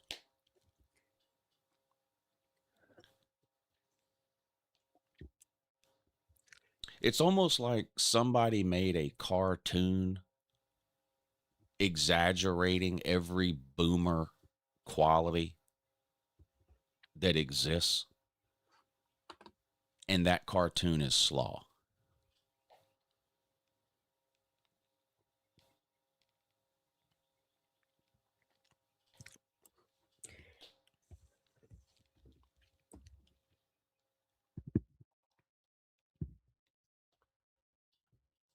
Yeah, it was an act of northern aggression. Well, I mean, who fired the first shot? Slaw. Hey, Slaw, up and away, bud. Yeah, it was the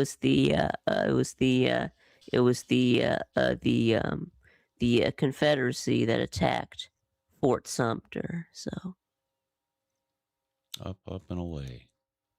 And that's where the war started. Yeah.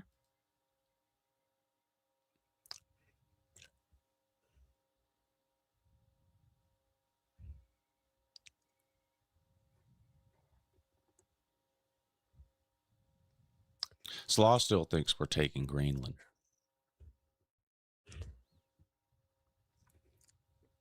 And he thinks we're leaving NATO. He thinks, first of all, a president can't pull us out of NATO.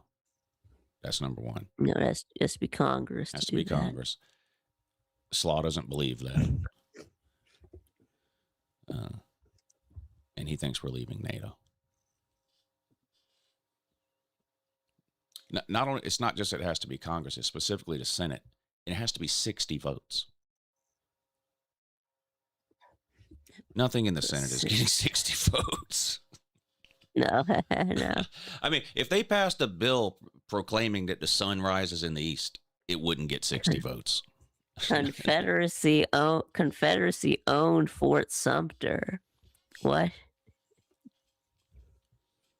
Yeah, he says the Confederacy owned Fort Sumter. So they attacked their own fort. The president can move military base. Yeah, I'm all for that. I'm all for closing every military base overseas, but that's not going to happen either.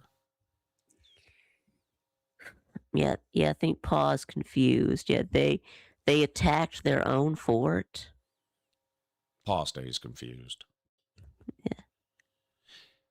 Yesterday, I've got the screenshot because I sent it to Slaw last night. Yesterday at 7:24 a.m., Slaw sent me a text bragging that the price of oil had gone down like 50 cents, which is nothing.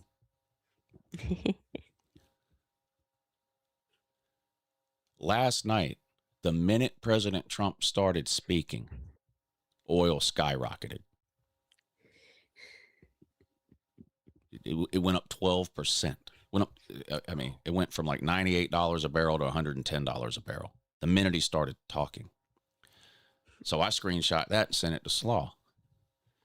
Slaw replies back, good. I'm glad the price of oil is going up.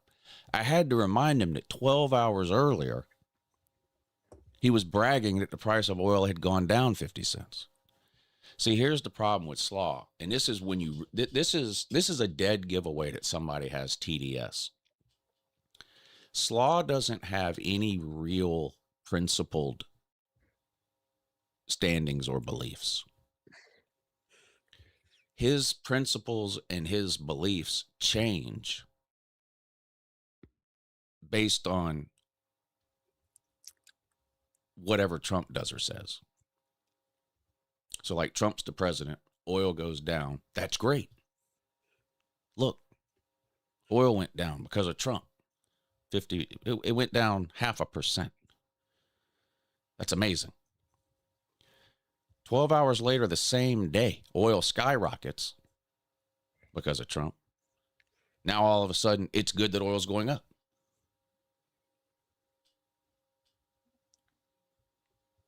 It's really weird. When this thing first started, Slaw said, well, as long as it doesn't take more than a couple of weeks, I don't have a problem with bombing them. Well, it's been 5 weeks, and now he's like, and last night Trump said it could be another 30 days, and Slaw's like, good, stay over there. Like, he doesn't have any thoughts of his own or beliefs or principles of his own. They change and flip-flop based on whatever Trump does. He's got one of the worst cases of TDS I've ever seen. Oil price means nothing when trying to stop the next Nazi threat to the free world. I know you're saying that now because oil is going up now. But yesterday at 7:30 in the morning when oil was going down, you were pretending that the price of oil did mean something. And that was great news that the price of oil was going down at 7:24 yesterday morning when oil went from $99 a barrel to $98.50 a barrel. You said that was great. Later that day, when it went from $98.50 to $112, you said that also was great. You see what I'm saying?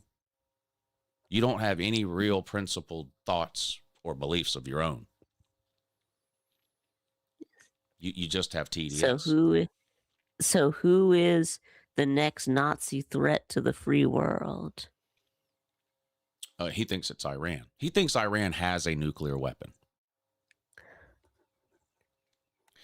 Now, here's the thing. They'll go, we can't allow Iran to get a nuke because they'll use it. And then they turn around and go, Iran has a nuke. We have to bomb them before they use it. Well, I thought if they had one, they would use it. Well, they would, but... they would, but they don't have one. He seriously thinks Iran has a nuclear. He just like they told you Iraq had WMDs or whatever. Like Slaw's their target audience. Like they know Slaw and people like him will believe that shit. Slaw really believes that that Iran has a nuclear weapon. Pete was yelling about oil prices, so I argue they will go up and down. No, you sent a text message at 7:24 in the morning. No one was even messaging in the group chat. You just sent a message out of the blue at 7:24 yesterday morning bragging that the price of oil had gone down and praising Trump. I'm looking at it on my phone right now. No one even responded to you because it was at 7:24 in the morning. There was no argument. There was no back and forth. It was just an individual message from you about the prices of oil going down at 7:24 in the morning. 12 hours later, 13, 14 hours later, that same day, when the price of oil spiked from $98 to $112, you sent another message bragging about that.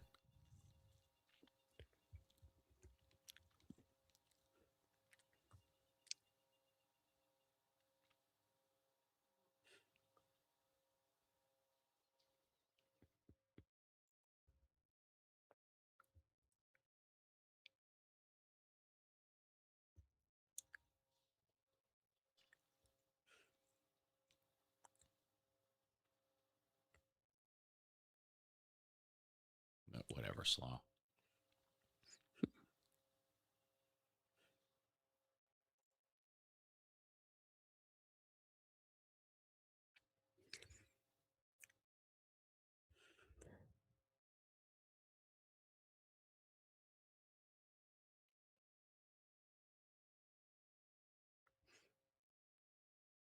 Have a belief and stand by it, bud. Trump's not your friend. He doesn't even know who you are or care. Which, by the way, is no different than any other politician. That's not an insult specifically for Trump. They don't care about him. I don't know why these people think, oh, if such and such gets elected, they're going to fight for it. He doesn't give a fuck about you. He doesn't give a shit about you. I don't know why people will defend politicians like that. Doesn't make any sense.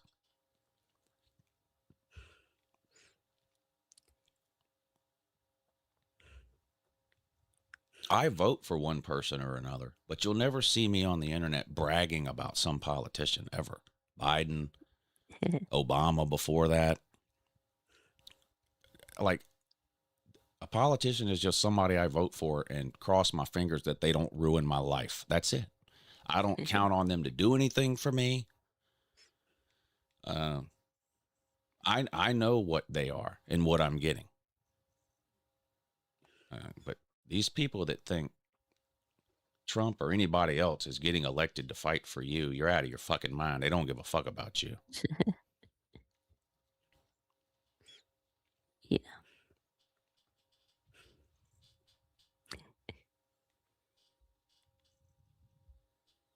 We're bombing Iran for two reasons. Number one, Israel said so. Number two, Trump has a ton of business interests in the UAE, Saudi Arabia, Bahrain. That's it. Has nothing to do with nuclear weapons, has nothing to do with Iran killing its own people. It's got nothing to do with Trump caring about Huffer Billy Paw. It's got nothing to do with the Marine barracks from 40 years ago. It's got nothing to do with the USS Cole. It's got nothing to do with Hezbollah. Nothing to do with any of that.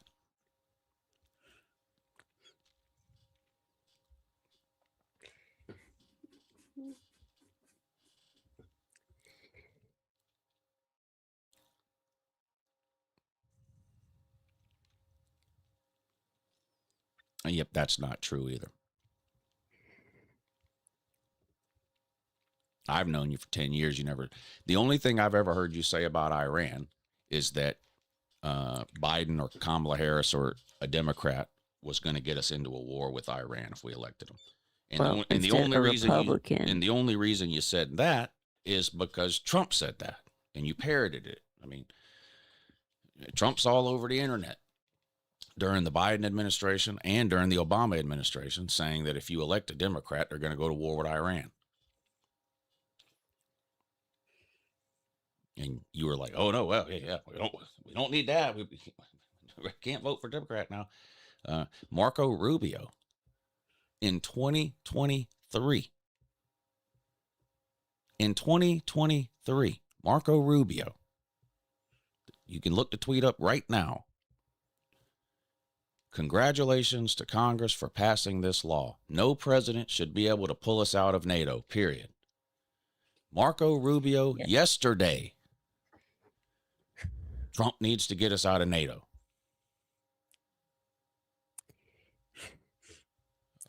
I don't understand how people like that sleep at night.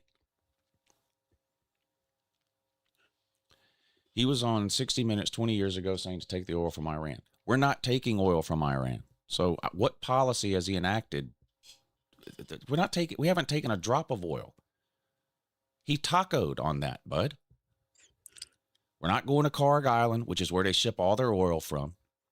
We're not going into the Strait of Hormuz to open it up. We're not going into Iran. We're not doing any of that. In order to take their oil, you have to put boots on the ground, which you have spent the last 4 weeks telling me you are 100% against. You're only pretending to be for it now because you think it might happen. And you have to prepare yourself for the possibility that we put boots on the ground when you spent the last 4 weeks saying you don't want boots on the ground. And if Trump does it, that would mean Trump's doing something you didn't want him to do. So you now have to change your whole principles and thought process again to align with whatever Trump tells you to think.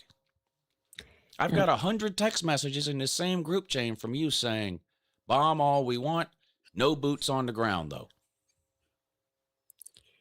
Right. If you don't want boots on the ground, then don't change your tune if boots get put on the ground. He will.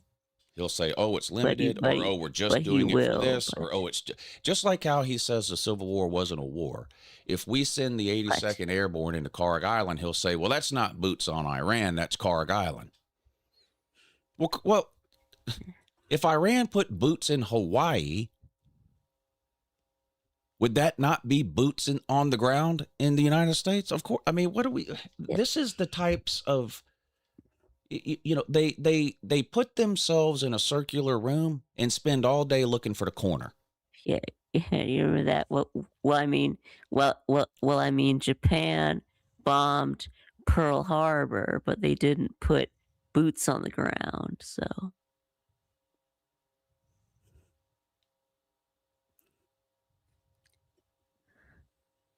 Iran illegally took Khartoum Island. Khartoum. Liberate. It's Karg Island. Yeah. What the fuck is Khartoum Island?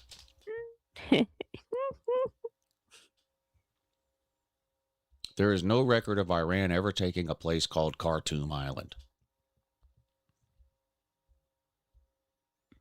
Khartoum is the landlocked capital city of Sudan. Yeah, there you go. Now he's got it right. Yeah, Karg. Oh, they illegally took Karg Island. All right. When did Iran take Karg Island? Iran has historically held jurisdiction over Karg Island, but the modern timeline of its full control and development as a strategic hub is defined by the following key periods. Iran has claimed the island since antiquity, though it faced various foreign occupations by the Portuguese, the Dutch, and the British. How far do you want me to go? 1766, local Iranian forces led by Mir Muhana. 1960s border agreement. 1979 full nationalization. Who is it you think they took Karg Island from illegally, Slaw? Not the United States. If there's somebody out there that thinks Iran took Karg Island from them, then let them go take Karg Island, not the United States.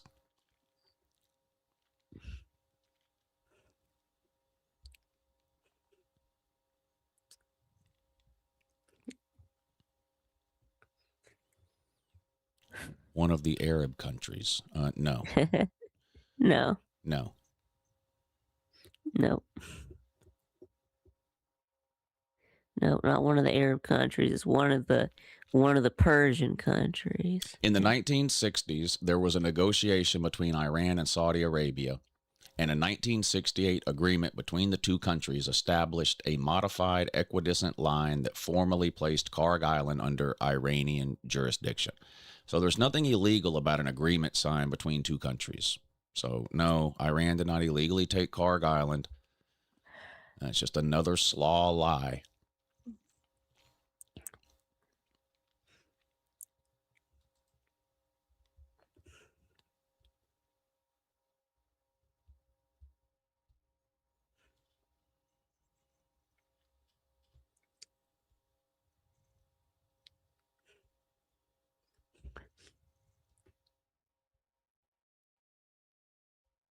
Now, keep in mind, Slaw also thinks we should nuke Iran.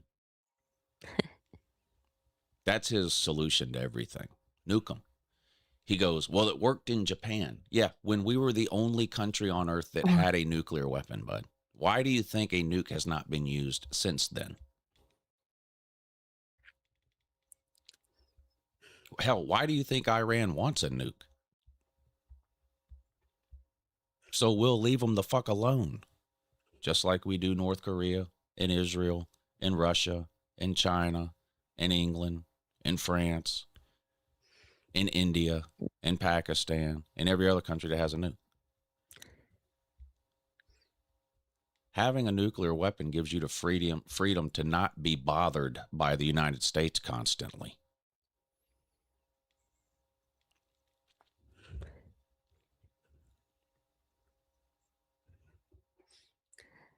Now, I don't want Iran to have a nuke, but I don't want anybody to have a nuke.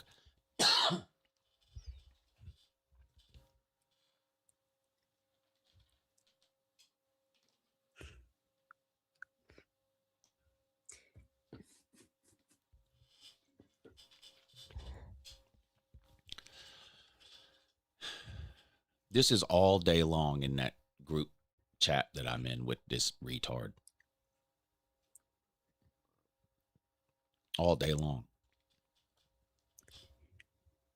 I bet you there was 1,000 messages just yesterday. I'm not kidding you.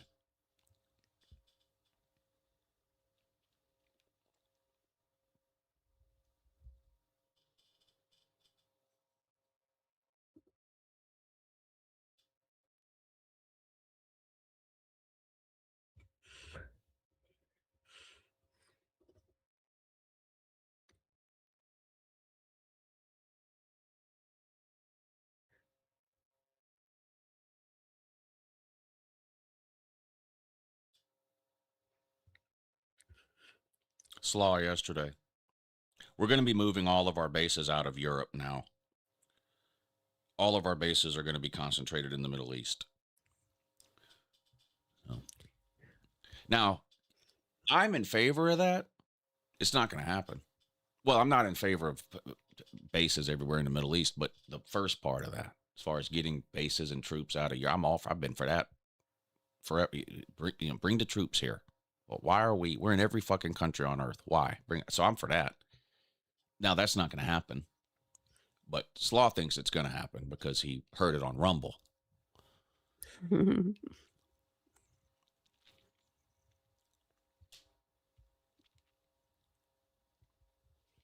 mean, I could do an entire week's of shows where I just read dumb shit that Slaw has texted in this group chat here.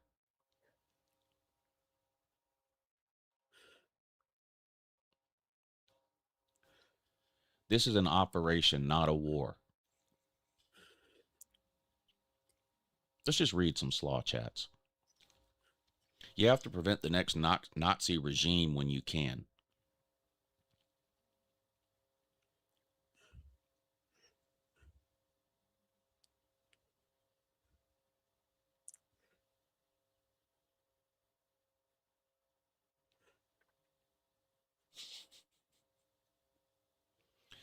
Every day, Slaw tells me the Strait of Hormuz is open. Every day. I can do a search in this group chat for the word Hormuz. Every single day for about 20 days in a row, Slaw has told me the Strait of Hormuz is open.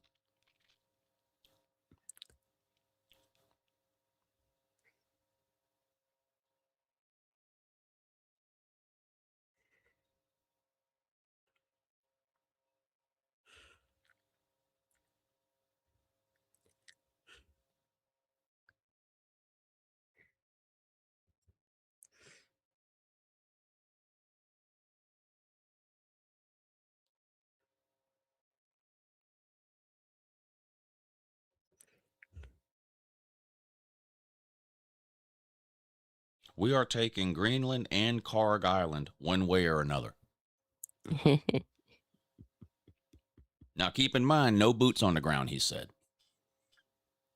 But we're taking Greenland and Karg Island. Yeah, except in Karg Island, but yeah. We are taking it in perpetuity.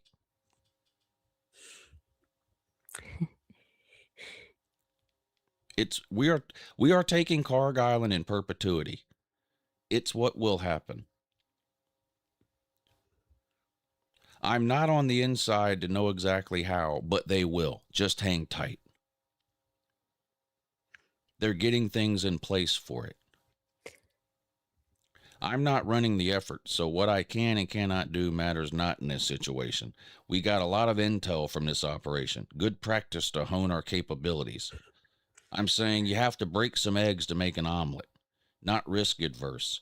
I'm fine with a few dying now versus millions later. You have to prevent the next Nazi regime when you can. It's an operation, not a war. Yes. This is common sense foreign policy. We have to cut the cancer out of Iran.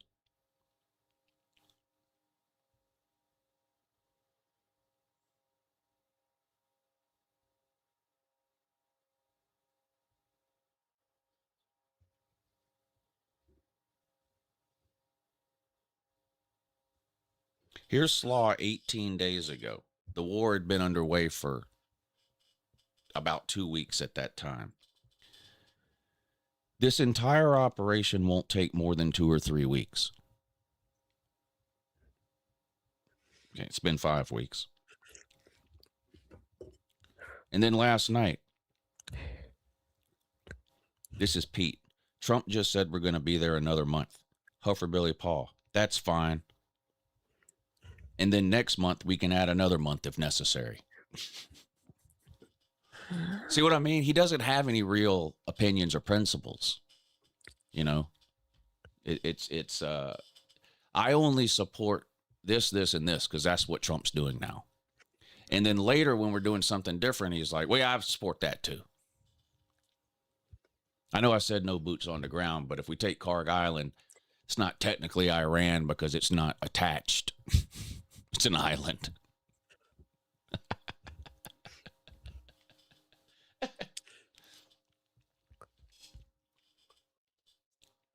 We have to bomb Iran. We can't let them get a nuke. If they get a nuke, they'll use it.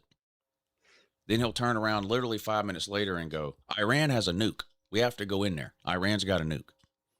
Well, I thought you said if they had a nuke, they would use it. They would. But now you're saying they do have a nuke. Why haven't they used it?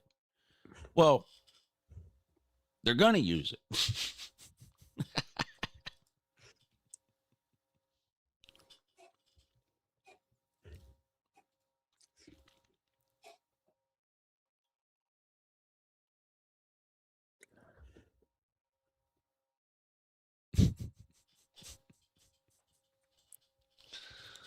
Oh, man.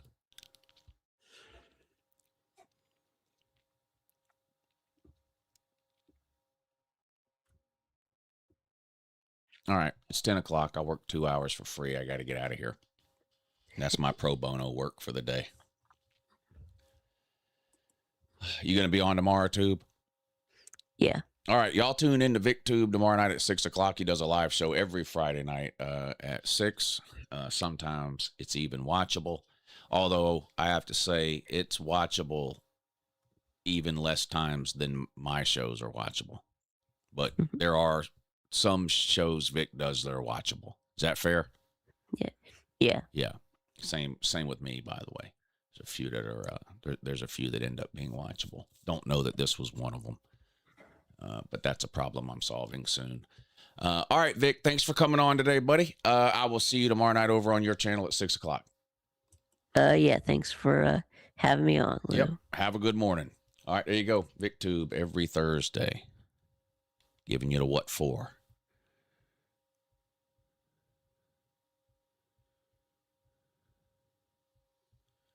Yeah. Y'all better cherish these VicTube Thursdays. You know, they say you don't miss something until it's gone. And we're likely going to find out how true that statement is here pretty soon. But anyway, what's today? Is today Thursday? Yeah. I'll be on tonight at 9 o'clock for the call-in show. So make sure you tune in for that over on the channel that actually matters. But until then, have a good morning.